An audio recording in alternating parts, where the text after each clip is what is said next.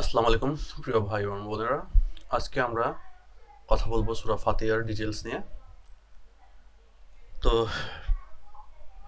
আমরা মুসলিম, অনেকেই কোরআন পড়ি, অনেকেই কোরআন পড়ি না, অনেকেই শুধু কোরআন আয়াত হিসাব করে পড়ি। তো আজকে আমরা দেখব যে সূরা ফাতিহা সম্বন্ধে বিস্তারিত। তো সূরা ফাতিহার যদি আমরা নাজিল হওয়ার বা অবতীর্ণ হওয়ার সিরিয়াল জানতে চাই, তাহলে এটা হচ্ছে ৫ নম্বর সূরা। এটা নাজিল হওয়ার সিরিয়াল বলতে বিভিন্ন সময় আল্লাহ রসুলের কাছে বিভিন্ন আয়াত নাজিল হতো। তো সেই নাজিল হওয়ার সিরিয়াল যদি আমরা অনুসরণ করি তাহলে সেটা ৫ নম্বর। এর আগে সূরা মুদাসসির ও পরে সূরা লাহাব নাজিল হয়েছিল। আর যদি কোরআনের অবস্থানগত সিরিয়াল দেখি তাহলে এটি প্রথম সূরা।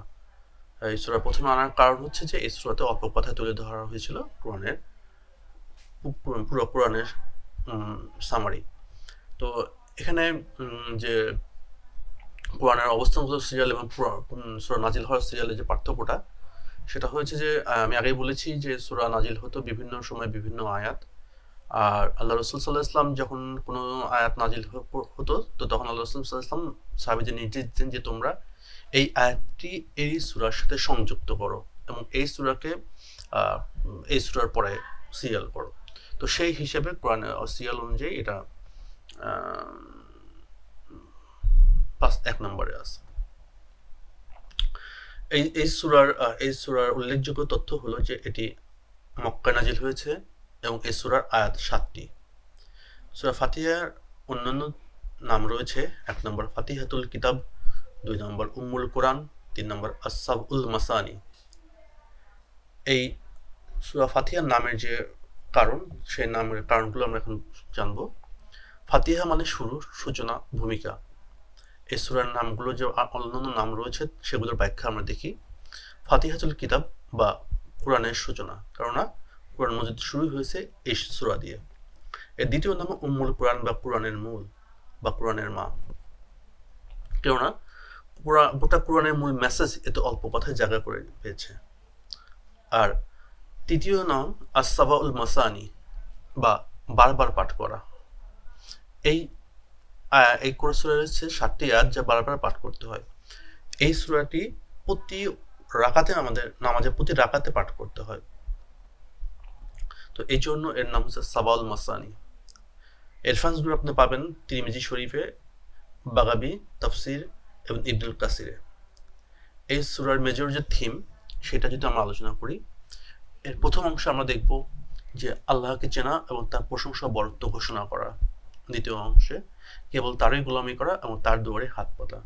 তৃতীয় অংশে দিনরাত তার কাছে সঠিক পথে দিশা চাওয়া। এই সূরার শুরু এবং শেষ সম্পর্কে যদি আমরা বলি, তাহলে এই সূরার শুরুতে রব হিসেবে আল্লাহ পাক তার নিজের পরিচয় এবং দায়িত্বের কথা জানিয়েছেন যে তিনি তার কি মানে মালিক হিসেবে, মনিব হিসেবে বা আল্লাহ হিসেবে, সৃষ্টিকর্তা হিসেবে তার কি দায়িত্ব, সেটা হলো বিশ্ব জগৎ পরিচালনা করা ও বান্দার প্রয়োজন মেটানো। তার শেষে আব্দ বা বান্দা হিসেবে আমাদের দায়িত্ব ও কাজের কথাও মনে করিয়ে দিয়েছেন শেষ আয়াতগুলোতে। তা হলো কেবল তারই দাসত্ব করা। অন্যান্য সূরার সাথে এই সূরার সম্পর্ক, এই সূরা ফাতিহার সাথে অন্যান্য সূরার খুব একটা সম্পর্ক নেই, কারণ সব সূরাই সব সূরার কিছু না কিছু অংশ এর ভিতরে আছে। মূলত সূরা ফাতিহার পর যে বাকি ১১৩টি সূরা অবতীর্ণ হয়েছে সেগুলো সূরা ফাতিহার বিস্তারিত ব্যাখ্যা। এই জন্যই নামাজে সূরা ফাতিহার সঙ্গে অন্য যে কোনো সূরা মিলিয়ে পড়া যায় বা পড়তে হয়। এই সূরা নাজিল হওয়ার শানে নজুল। কোরআন একটা প্রেসক্রিপশন, গাইডলাইন, মানব জাতির জন্য গাইডলাইন। মানুষের এক এক সময় এক এক দরকারে এক একটা প্রবলেম সলভ করার জন্য এক এক আয়াত নাজিল হতো। তো কোন দরকারে কি প্রেক্ষাপটে নাজিল হয়েছে আয়াত, তার দলিল দাস্তাবেজকেই বলে শানে নজুল। প্রায় সবগুলো বিশুদ্ধ তাফসির ঘেটে সূরা ফাতিহার এরকম কোনো শানে নজুল পাওয়া যায়নি। বোঝাই যাচ্ছে সূরা ফাতিহা একটু স্পেশাল, যা কোনো উপলক্ষ নিয়ে নাজিল হয়নি। এটা বরং মহান আল্লাহ পাকের পক্ষ থেকে মুসলিম উম্মার জন্য একটি উপহার। তবে হ্যাঁ, সূরা ফাতিহা যখন নাজিল হয় তখন মাক্কার চালচিত্র ঘাটাঘাটি করলে কিছু ব্যাপার বুঝতে পারা যায়। যেমন তখন পবিত্র কাবা ঘরের আশেপাশে বিস্তর মূর্তি পূজা হতো। সূরা ফাতিহায় আল্লাহ শুনিয়ে দিলেন তাওহীদের মর্মস্পর্শী ঘোষণা যে আল্লাহ ছাড়া কোনো ইলাহ নাই, আল্লাহ ছাড়া অন্য কারো ইবাদত করা চলবে না, মূর্তি তো দূরে থাক, অন্য কোনো বিশ্বাস বা মতবাদের পূজা করাও যাবে না। এখানে একটা জিনিস কিন্তু খুব ক্লিয়ার কনসেপ্ট আমাদের দিতে হবে।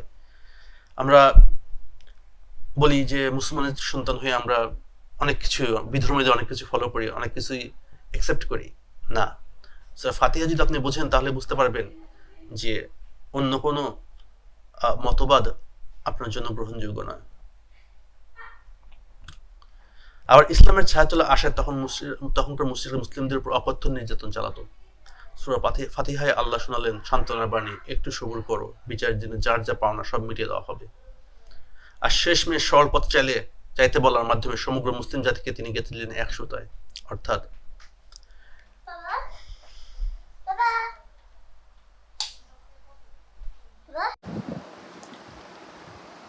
আর শেষমেশ সরল পথ চাইতে বলার মাধ্যমে সমগ্র মুসলিম জাতিকে তিনি গেঁথে দিলেন এক সুতায়, অর্থাৎ আমাদেরকে সরল পথেই চলতে হবে।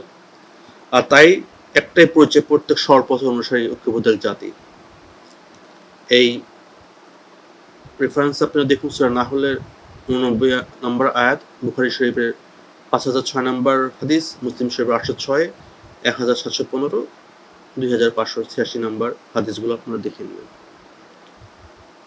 এর যদি সূরা ফাতিহার যদি আমরা তিনটা পার্ট মনে করি, তিনটা পার্ট করি, তাহলে আমরা প্রথম পার্টে দেখতে পাই যে প্রথম পার্টে আল্লাহ পাক তার নিজের পরিচয় দিয়েছেন, দ্বিতীয় পার্টে আল্লাহ পাক তার এবং তার বান্দা অর্থাৎ আমাদের সাথে যে তার যে চুক্তি বা তার যে কমিটমেন্ট সেটা তিনি মনে করিয়ে দিয়েছেন।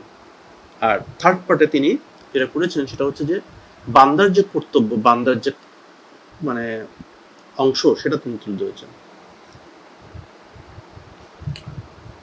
এই সূরার পাঠের ফজিলত বা এই সূরার যে ফজিলত সে সম্পর্কে যদি আমরা জানতে চাই তাহলে আমরা বলতে পারি যে কোরআনের সবচাইতে মর্যাদাপূর্ণ সূরা হচ্ছে সূরা ফাতিহা। নবীজি এক সাহাবীকে বললেন, আমি তোমাকে কোরআনের সবচেয়ে মহিমান্বিত একটি সূরা শিখাবো, সেটি হলো সূরা ফাতিহা। এটি বুখারী শরীফের 4474 নম্বর হাদিস। সূরা ফাতিহা যে রোগের শিফা আছে সে সম্পর্কে রাসূলুল্লাহ সাল্লাল্লাহু আলাইহি ওয়াসাল্লাম বলেন, ফাতিহাতুল কিতাবি শিফাউম মিন কুল্লি সামমিন। সূরা ফাতিহা সমস্ত রোগের চিকিৎসা। এটি একটি উজ্জ্বল আলো হিসেবে আল্লাহ রাসূল সাল্লাল্লাহু আলাইহি ওয়াসাল্লাম উল্লেখ করেছিলেন। একবার জিবরিল আলাইহিস সালামের সঙ্গে বসেছিলেন নবীজি, এমন সময় আসমানের একটি দরজা খোলার আওয়াজ শোনা গেল। এই দরজাটি আগে কখনো খোলা হয়নি। তখন ওটা দিয়ে নেমে এলেন এক ফেরেশতা, নবীজিকে সালাম দিয়ে বললেন, হে আল্লাহর নবী, দুটো আলো সুসংবাদ গ্রহণ করুন, যে আলো দুটো শুধু আপনাকে দেওয়া হয়েছে, আপনার আগে কোনো নবীকে দেওয়া হয়নি। একটি হলো সূরা ফাতিহা আর অন্যটি সূরা বাকারার শেষ কয়েকটি আয়াত। ওখান থেকে একটি হরফ পাঠ করলে বিনিময়ে আপনাকে প্রতিদান দেওয়া হবে। এই হাদিসটি মুসলিম শরীফের 806 নম্বর হাদিস। আমরা যদি সূরা ফাতিহার গতিপথ অর্থাৎ শুরু থেকে শেষ পর্যন্ত কোথায় কিভাবে টার্ন নিয়েছে, কোথায় কিভাবে কি বক্তব্য পেশ করেছে সে বিষয়ে যদি আমরা আলোচনা করি তাহলে আমরা দেখতে পাই যে এটা